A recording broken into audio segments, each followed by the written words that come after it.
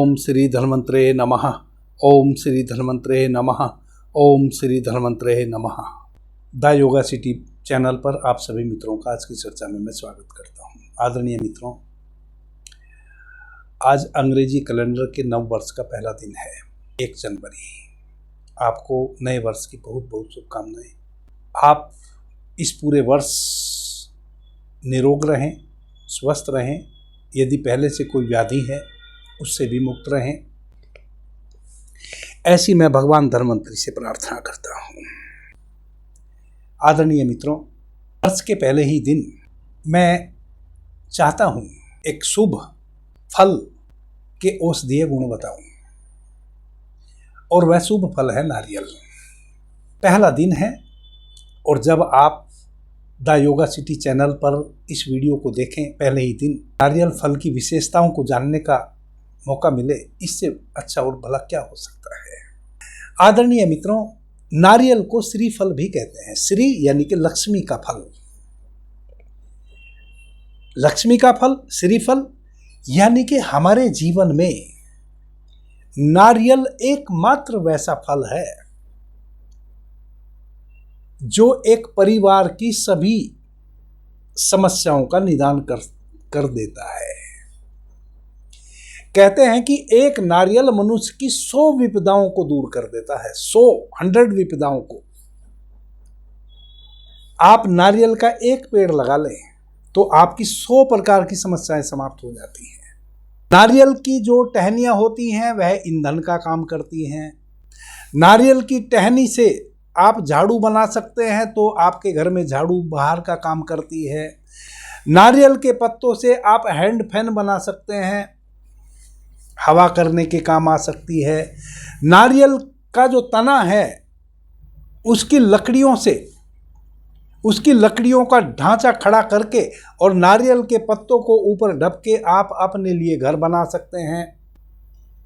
किसी भी मौसम से बचने के लिए आप एक छोटा सा अपना घर बना सकते हैं। नारियल के जल को पीकर आप अपनी तृषा मिटा सकते हैं। नारियल के फल को खाकर आप अपनी भूख मिटा सकते हैं। और ना जाने क्या क्या नारियल के आप लाभ ले सकते हैं। यानी कि एक नारियल का वृक्ष एक मनुष्य के लिए इनफ हो जाता है। एक नारियल किसी भी मनुष्य को वह सब प्रदान कर देता है जो उसकी आवश्यकता है। पहले तो जंगलों में जब कभी वस्त्र नहीं थे तो नारियल का पत्ता वस्त्रों तक का भी कार्य करता था। नारियल का पत्ता वर्षा से बचने के लिए छाता का भी काम करता था। क्या नहीं नारियल से आप कर सकते हैं। ये नारियल को श्रीफल यानी कि माता लक्ष्मी का साक्षात स्वरूप कहा जाता है। क्योंकि जिसके घर में, जिसके आंगन में नारियल का पेड़ है और उसके घर में कुछ ना भी हो तो भी वह समझ लो सब कुछ उस एक नारियल के पेड़ से प्राप्त कर ले सकता है। आज मैं नारियल वृक्ष के कुछ औषधीय गुण आपको बताने वाला हूं, जो कुछ तो आप जानते होंगे और कुछ हो सकता है आप ना जानते हो और आप उन पीड़ाओं से गुजरते हो और फिर हजारों रुपए खर्च कर देते हो उस पीड़ा से मुक्त होने के लिए और फिर भी ना होते हो। कुछ वैसे नारियल के गुण हैं। नारियल की जटाओं से आप रस्सी बना लेते हैं, खटिया बना लेते हैं। पत्तों से लेकर उसके फल, उसके कच्चे और पक्के फल सभी का, और नारियल के बीजों का भी बहुत महत्वपूर्ण योगदान है हमारे जीवन में। नारियल का फूल, नारियल के बीज,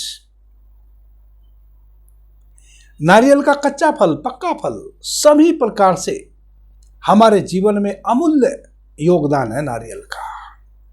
आयुर्वेद के अनुसार नारियल की जो गिरी होती है वह वात, पित्त और कफ तीनों का समन करने वाली होती है, पुष्टिकारक होती है, उक्षुधानाशक होती है, मूत्राशय शोधक होती है और बलकारक होती है। मूत्राशय शोधक का मतलब है मूत्र के वेग को बढ़ाती है, और जब मूत्र का वेग बढ़ जाता है तो हमारे शरीर में जो गंदगी इकट्ठा है, अगर मूत्र वेग से ना त्याग होवे तो वह गंदगी बाहर नहीं निकल पाती है, वह भीतर ही हमारे जमी रह जाती है, एक बढ़ाने वाली है। वही नारियल की गिरी जब पक जाती है, जिसको गोला गिरी हम कहते हैं, वह मधुर होती है, पौष्टिक होती है, स्वादिष्ट होती है और स्निग्ध होती है, रुचिकारक होती है, बलवीर्यवर्धक होती है और उच्च कोटि के प्रोटीन से युक्त होती है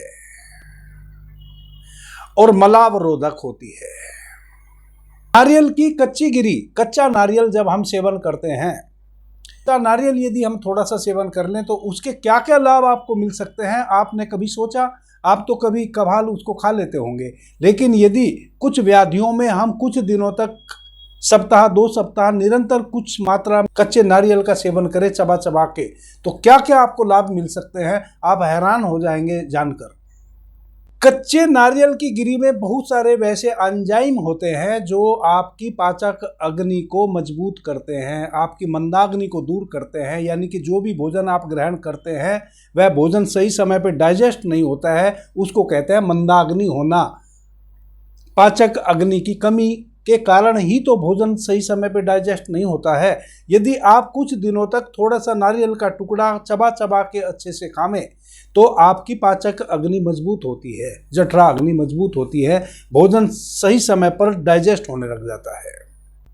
कितनी साधारण सी बात है, और इस समस्या से लगभग भारतवर्ष का 90% मनुष्य दो चार हो रहा है। यदि आप कच्चे नारियल की गिरी को चबा चबा कर निरंतर खाते हैं 2-3 महीने, 20 से 25 ग्राम यदि आप नारियल की कच्ची गिरी प्रतिदिन चबा चबा कर खाली पेट अच्छे से चबा चबा कर उसका दूध मुंह में निकाल के मुंह से चबा चबा कर खाना, किसी मशीन से नहीं, तो मधुमेह के रोगियों को मधुमेह से मुक्ति दिलाने वाला यह कच्चा नारियल की गिरी बन सकती है। यदि किसी को पेप्टिक अल्सर है, अल्सरेटिव है, तो 15 से 20 ग्राम कच्चे नारियल की गिरी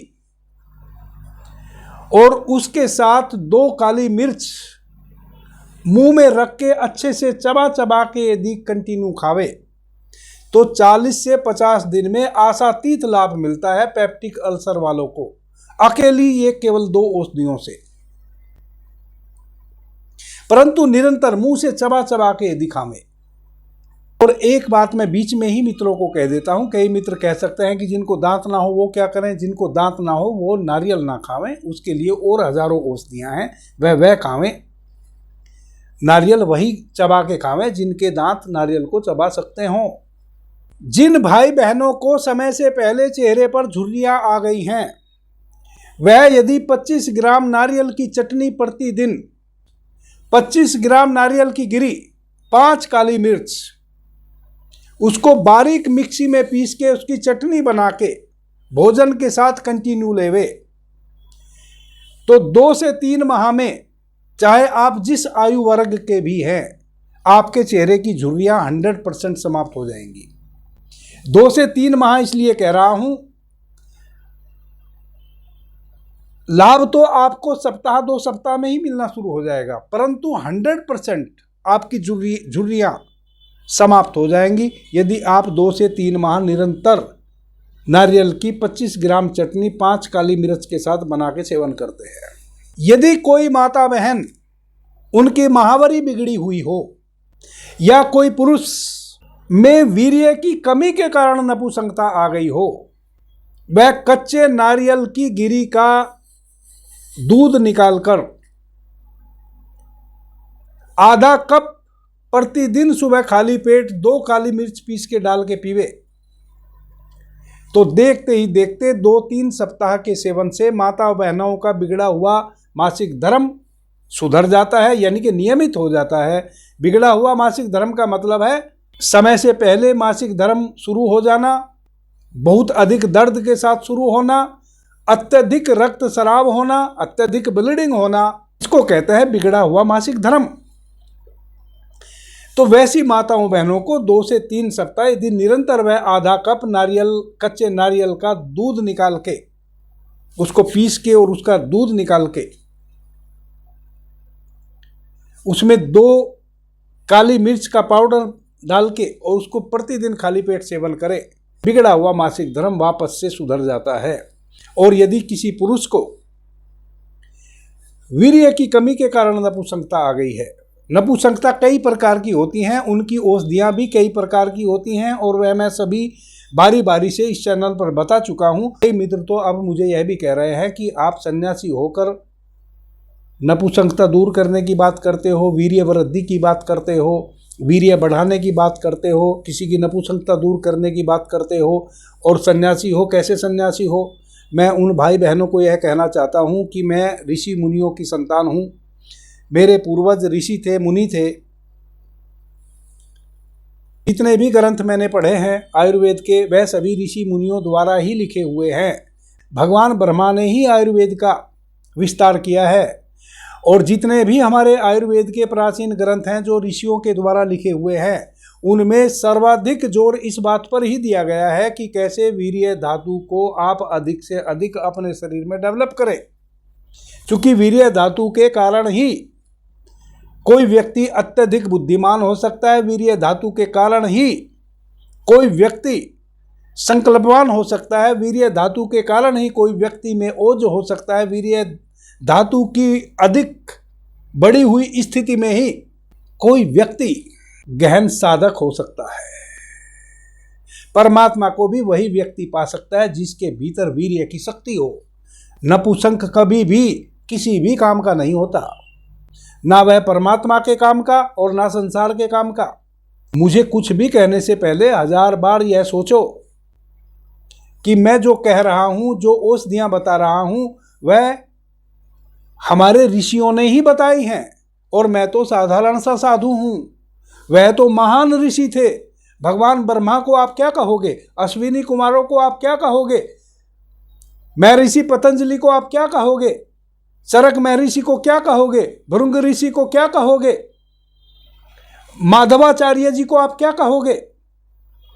मैं तो उनके पैरों की धूल भी नहीं हूं जो तुम मुझे कह रहे हो। उन्होंने तो इतने मोटे मोटे ग्रंथ लिखे हैं आयुर्वेद के और सर्वाधिक जोर उनका इसी बात पर है कि सातों धातुओं की वृद्धि कैसे हो शरीर में, और उसमें भी जो सबसे महत्वपूर्ण धातु है वीर्य, उसकी वृद्धि कैसे हो, कैसे माताओं बहनों में रज की वृद्धि हो जो सबसे महत्वपूर्ण धातु है। आप मुझे वैसा लिखते हैं तो आप सोचते होंगे कि ना जाने आप कितनी आध्यात्मिक बात कर रहे हैं। आप बिल्कुल बेवकूफ़ाना बात कर रहे हैं, पागलपन की बात कर रहे हैं। और जब वैसी बात है तो आप थंबनेल नहीं देखते हैं क्या कि मैंने किस विषय पे वीडियो बनाया है? आप क्यों उस वीडियो को देख रहे हैं? आप देखो आपकी मानसिक अवस्था क्या है। आप उसी वीडियो में टक्कर मार रहे हैं। आपने किसी और वीडियो को तो नहीं सुना मेरे, क्योंकि सुनते तो उस पर भी कमेंट करते। आपने वही वीडियो सुना जिसमें मैं वीर्य की वृद्धि की बात कर रहा हूं, जिसमें आप कैसे पूर्ण पुरुष बने उसकी बात कर रहा हूं। वही वीडियो आप सुन रहे हैं और उसी पे कमेंट भी कर रहे हैं। कैसे व्यक्ति हैं? चुल्लू भर पानी में डूब के मर जाओ। जिन बहन भाइयों को वीर्य की कमी के कारण नपुंसकता आ गई है, उनके लिए भी अमृत तुल्य योग है यह। आधा कप प्रतिदिन कच्चे नारियल का दूध निकालो, उसमें 2 काली मिर्च पीसो और खाली पेट पी जाओ, और कुछ भी लेने की जरूरत नहीं, क्योंकि यह वीर्यवर्धक है। यदि मुंह में छाले हो गए हैं तो एक छोटा सा टुकड़ा नारियल की कच्ची गिरी, छोटा सा टुकड़ा और उतना ही मिश्री, दोनों को मुंह में रख के खूब चबाए और उसको निगले ना जल्दी, चबा के कुछ देर उसको मुंह में ही गपोलते रहे। दिन में 1-2 बार वैसा करेंगे, मुंह के छाले समाप्त।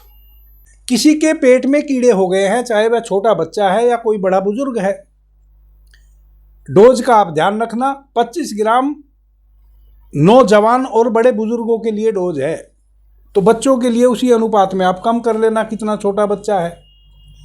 तो 25 ग्राम नारियल की गिरी ले लीजिए, उसको कूट पीट के उसको चटनी बना दीजिए।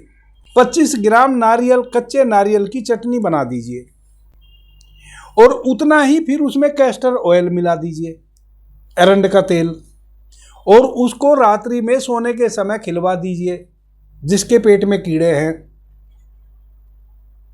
अगले दिन रात्रि में दूध के साथ 25 ml कैस्टर ऑयल फिर पिलवा दीजिए। अगले दिन 25 ग्राम कच्चे नारियल की चटनी और 25 ml उसमें कैस्टर ऑयल मिला के आपने पहले दिन रात्रि में खा लिया। अगले दिन रात्रि में 25 ml कैस्टर ऑयल 1 गिलास दूध में डाल के पी लिया। पहले दिन कीड़ा मर जाएगा और अगले दिन कीड़ा आउट हो जाएगा, फिर आपके स्टूल के माध्यम से, आपके लैट्रिन के माध्यम से वह आपके पेट से आउट हो जाएगा। कैसा भी कीड़ा हो वह जीवित नहीं रह सकता। किसी को यदि नासिका से ब्लड आता हो, जिसको नक्सीर कहते हैं, वह 3-4 दिन खाली पेट कच्चे नारियल की गिरी का छोटा छोटा टुकड़ा 3-4-5 दिन लगातार चबा के खा जाए। आधे घंटे तक कुछ पानी उनी ना पीवे। 3-4 दिन चबाने से ही नक्सीर आने की समस्या समाप्त हो जाएगी। 10 ग्राम नारियल की कच्ची गिरी, 4 कागजी बादाम और 1 टुकड़ा अखरोट का। 1 टुकड़े का मतलब है 1 अखरोट की गिरी। इन सबको एक साथ चटनी बना दीजिए। फिर 1 गिलास दूध में उसको डाल दीजिए, थोड़ी सी मिश्री डाल दीजिए। रात्रि में सोने के समय 1 सप्ताह पिला दीजिए। यदि आपको भूलने की आदत है, भूलने की आदत से आप परेशान हैं, थोड़ी देर में ही कोई भी बात भूल जाते हैं या कोई सामान रख के भूल जाते हैं, स्मरण शक्ति कमज़ोर हो गई है, बस से आपकी भूलने की समस्या समाप्त हो जाएगी। यह तो हुई नारियल की गिरी खाने के लाभ। अब नारियल के पानी के लाभ कुछ तो आप जानते हैं, कुछ नहीं जानते होंगे। आयुर्वेद के अनुसार नारियल का पानी शक्तिवर्धक होता है, तरसानाशक होता है, या स्वादिष्ट होता है, शीतल होता है, रक्त शोधक होता है। यदि आपको रक्त दोष है तो 40 दिन बिना नागा के आप निरंतर खाली पेट 1 नारियल पीजिए, आपके सारे रक्त दोष दूर हो जाएंगे। अब किसी को बहुत पुराना यदि चर्म रोग त्वचा पे है, उसकी मैं बात नहीं कर रहा हूँ, लेकिन जो छोटी छोटी फुसरी निकलती है, खाज होती है, खुजली होती है, दिनाएँ होती हैं, बार बार फोड़े निकल जाते हैं, वह सब समस्याएं आपकी समाप्त हो जाएंगी यदि आप 40 दिन तक 1 नारियल बिना नागा के कंटिन्यू पीते हैं। यदि किन्हीं को बहुत अधिक पित्त बनता हो, एसिडिटी बनती हो, उनके लिए भी लाभदायक है। वह यदि कंटिन्यू 2-3 महीने निरंतर सेवन करें तो पित्त की वृद्धि जिस कारण से हो रही है वह कारण भी दूर होगा और पित्त की शांति भी होगी। प्लस एक गुण और है नारियल पानी में। नारियल पानी रेचक होता है। रेचक का मतलब है कि दस्तावर होता है। वह आपके कॉन्स्टिपेशन को दूर करने में भी सहयोग करता है। आंतों पर जो चिपका हुआ मल है उसको छुड़ा के शरीर से बाहर करने में मदद करता है। और दूसरी सबसे महत्वपूर्ण, जो शायद आप ना जानते हो, इस जगत में सबसे अधिक शक्तिशाली किसी भी शिशु के लिए उसकी मां का दूध होता है। और नारियल का पानी भी मां के दूध के समान ही माना गया है आयुर्वेद में, क्योंकि जितने गुण मां के दूध में हैं उतने ही गुण नारियल पानी में भी हैं। हम 20 ml माता का दूध लेवें और 20 ml हम नारियल का जल लेवें तो दोनों में समान गुण पाए गए हैं। एक भी गुण कम या अधिक नहीं पाया गया। तो आप छोटे बच्चे को भी 1-2 चम्मच प्रतिदिन, जो नवजात शिशु है और उसकी मां को यदि दूध नहीं उतर रहा है और वह बाहरी दूध पर निर्भर हो गया है, उसके साथ साथ आप 1-2 चम्मच 1 महीने के बालक को भी नारियल का ताज़ा पानी पिला सकते हैं। ताज़ा से मतलब है कि अभी नारियल काटा, अभी जो निकला उसको आधे घंटे के अंदर पी लेना। और एक और मजे की बात है, आपने देखा होगा कि जब किसी को बुखार आता है तो इम्यूनिटी बढ़ाने के लिए हम नारियल का पानी पीते हैं। बस हमें यह पता है कि वह हमारी इम्यूनिटी को बढ़ा देगा, रोग प्रतिरोधक क्षमता को बढ़ा देगा, परंतु हमें एक बात का नहीं पता है, नारियल पानी बुखार के टेम्परेचर को भी डाउन करता है, यानी कि आपके बुखार को भी निर्मूल करने का कार्य करता है। यदि आप कुछ दिनों तक नारियल के पानी के साथ साथ 10 ml गिलोय का रस भी उसमें डाल के पी लें तो बुखार से भी आपको परमानेंट निजात मिल जाती है, चाहे बुखार किसी भी टाइप का आपको आ रहा हो। और विटामिन सी तो भरपूर मात्रा में होता है नारियल पानी में। मनुष्य के रक्त में जो प्लाज्मा होता है उस प्लाज्मा जैसा रसायन ही नारियल पानी में भी पाया जाता है। इसलिए जब किसी व्यक्ति को किसी भी कारण से ग्लूकोज पानी चढ़ाने की नौबत आ जाए, उसको आप नारियल पानी भी सिप कर करके पिला सकते हैं, उससे भी उसकी पूर्ति हो जाएगी। चूंकि हमारे रक्त में जो प्लाज्मा है, उस प्लाज्मा में जो केमिकल हैं, जो गुण हैं उसके, वही गुण नारियल पानी में भी है। यह बहुत कम लोगों को पता है। यह हमारे रक्त में प्लाज्मा को डेवलप करता है। यदि किन्हीं बहन भाई को अनिद्रा की प्रॉब्लम है, निद्रा नहीं आती है रात्रि में, तो उनको हमेशा सोने के समय एक नारियल पानी पी लेना चाहिए और पी के तुरंत सोने चला जाना चाहिए अपने बिस्तर पे। वैसे समय पे ही उसको पीवें जब उनको सोने जाना हो। आप देखेंगे कि 5 मिनट में बिस्तर पर पड़ते ही गहरी निद्रा आ जाएगी। यानी कि यह निद्रालु भी है, निद्रा लाने वाला भी है। निद्रा कब नहीं आती है? जब हमारा मस्तिष्क निरंतर सक्रिय रहता है और मस्तिष्क में एक विशेष टेम्परेचर बढ़ जाता है, तब हमें निद्रा नहीं आती है। नारियल पानी पीकर यदि आप शयन को जाएंगे, आपके मस्तिष्क को वह शीतलता प्रदान करेगा और तुरंत आपको गहरी निद्रा आ जाएगी। यह भी बहुत कम लोगों को पता है। निसंकोच जिनको निद्रा नाश की प्रॉब्लम है, वह रात्रि में सोने के समय नारियल का पानी लेकर सो सकते हैं। कभी कभी हमें बहुत हिचकी आने लगती हैं और दिन भर हो जाता है हिचकी आती ही रहती हैं। एक नारियल पानी पिला दीजिए, तुरंत हिचकी बंद हो जाएगी, कम से कम उस दिन तो हो जाएगी। यदि किसी को पेशाब में बहुत अधिक जलन है, कड़क के साथ पेशाब आ रहा है, लग लग कर पेशाब आ रहा है, जलन के साथ पेशाब आ रहा है, चुभन के साथ पेशाब आ रहा है, उसका कारण चाहे जो भी हो, 10 ग्राम हरा धनिया की पत्ती ले लीजिए, उसकी जड़ तोड़ दीजिए, बाकी उसकी जो डंटी हैं और उसके जो पत्ते हैं उनको मुंह में रख के खूब अच्छे से चबाइए और ऊपर से एक कच्चे नारियल का पानी पी लीजिए। विदिन ए 5 मिनट पेशाब की जलन से संबंधित जो भी समस्या थी, आपके मूत्र मार्ग में या मूत्राशय में जिस बढ़ी हुई गर्मी के कारण चुभन और जलन थी, कड़क थी पेशाब में, वह तुरंत गायब। कम से कम अब 10-15 दिन तो आपको वह समस्या वापस लौट के आने वाली नहीं है। यदि किसी को गर्मी के दिनों में लू लग जाए, जैसे अभी ठंड का समय है, किसी को ठंड लग जाए, अधिक ठंड लग जाए तो हार्ट तक वह ठंड पहुंच जाए तो हार्ट अटैक आ जाएगा, मृत्यु हो जाएगी। वैसे ही लू लगने पर भी हार्ट में बर्निंग आ जाती है। यदि किसी को अचानक लू लग जाए, आपको कुछ भी ना सूझे, तो एक कच्चा नारियल लीजिए, एक चम्मच जो आपके घर में जीरा होता है, जो सब्जी में हम जीरा डालते हैं, उस जीरा का डस्ट बनाइए, 1 गिलास नारियल पानी लीजिए, उसमें उस जीरे के डस्ट को डालिए और रुई से पूरे शरीर पे उस नारियल के जल को लगा दीजिए। क्या चमत्कार हो जाता है! लू लगा हुआ व्यक्ति विदिन ए 5 मिनट पूर्ण स्वस्थ हो जाता है। आदरणीय मित्रों, चर्चा बहुत लंबी हो जाएगी, इसलिए नारियल के जल और नारियल की गिरी के लाभ मैंने बताए।